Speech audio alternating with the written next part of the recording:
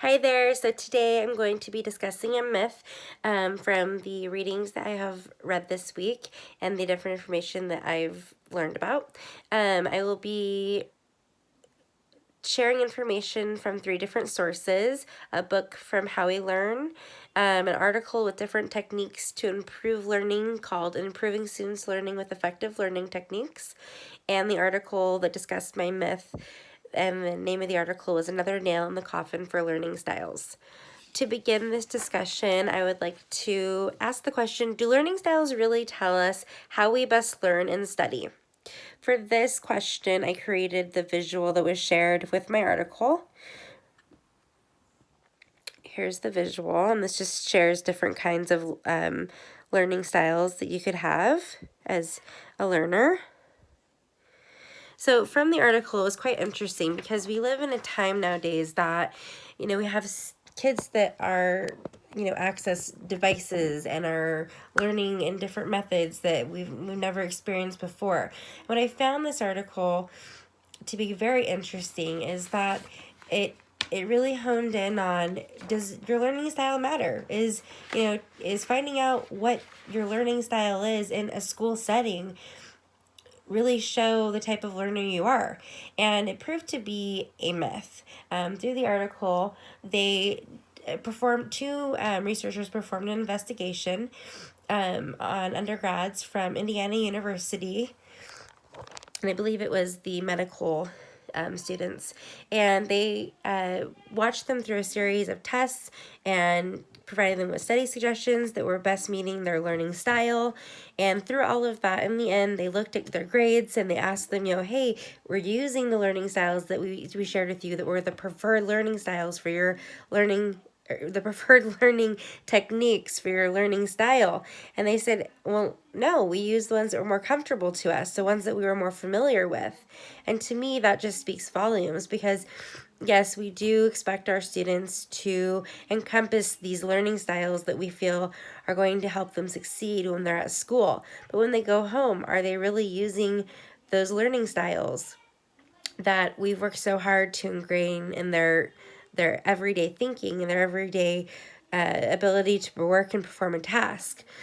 And it showed through the investigation that the learning techniques that were given for the student-specific learning style did not help or aid in any, better doing on tests, quizzes, in-term grades, or anything like that.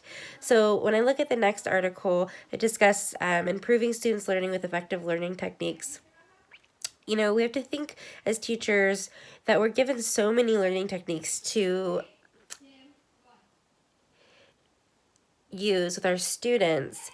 And in the classroom, I think it gets tough because we're giving all these suggestions, all these interventions. This is gonna work. This is gonna make things great. But in the end, I think we get overwhelmed and frustrated. Like, I don't know. This article was great because it listed 10 different learning techniques that could be used, and they're student directed. Of course, you're gonna have to, as a teacher, show the student how to use them in the beginning and how to use them in the appropriate manner. But the techniques, I'm going to show you the table of them right now from the article. So these are the learning techniques that were discussed in the article. Once a student is shown the appropriate way to use the learning techniques, I think that the student will be capable of performing and using the learning techniques that were discussed in the article by themselves. Especially if you're giving students a choice of 10 different learning techniques that they've practiced and they've feel comfortable in using, and they're possibly even using them at home. I think that students will feel empowered and be able to have the flexibility and individuality of making a choice of what type of learning technique they would like to use. Now, from the book How We Learn, so he mentions incubation and taking breaks. And I think this all goes hand in hand with learning styles and how we're trying to meet students where they're at. So a quote from Carey, 2014, states that we step away repeatedly, not only when we're tired, but often because we're stuck.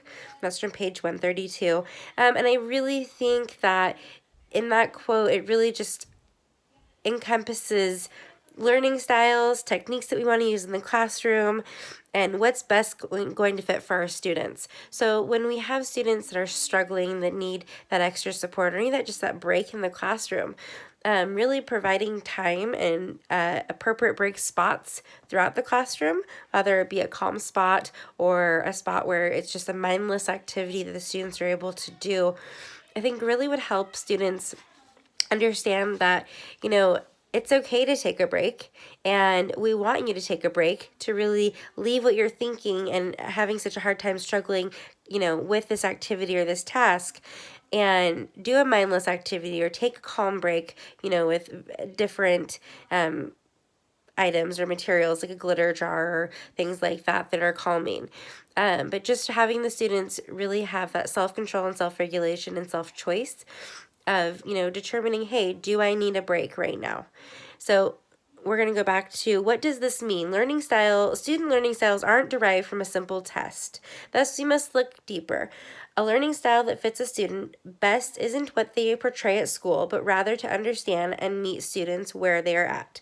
We should be looking at how they study and learn in the comfort of their home, which I think is very true and correct. I felt that the studying that I did this week on learning styles and techniques really went hand in hand with the visual I am about to show you that I made up for how we can best help students.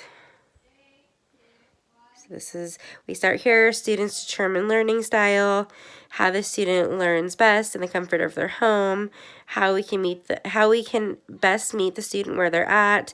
Then we start introducing the 10 learning techniques, and then students and teachers work on how to use the techniques appropriately. And then at the end, we are providing incubation or break periods to purposely interrupt students' deeper thought process and self-regulation. I think if we only had one method of doing things, we would have so many students falling through the cracks, and that's what we're seeing now. So if we encompass this mindset that we're adding different perspectives as a myth, and we're coming up with, how are we going to best help these students, and we're providing them with techniques that they've seen, that they're feeling comfortable with and that they understand, and we're providing them with breaks so they're not feeling upset or shameful or feeling like they're missing out or they're doing something wrong, then I really think that we're meeting students where they're at. All right, well, I hope that I provided information and understanding into the myth that I explored. Have a good night. Bye.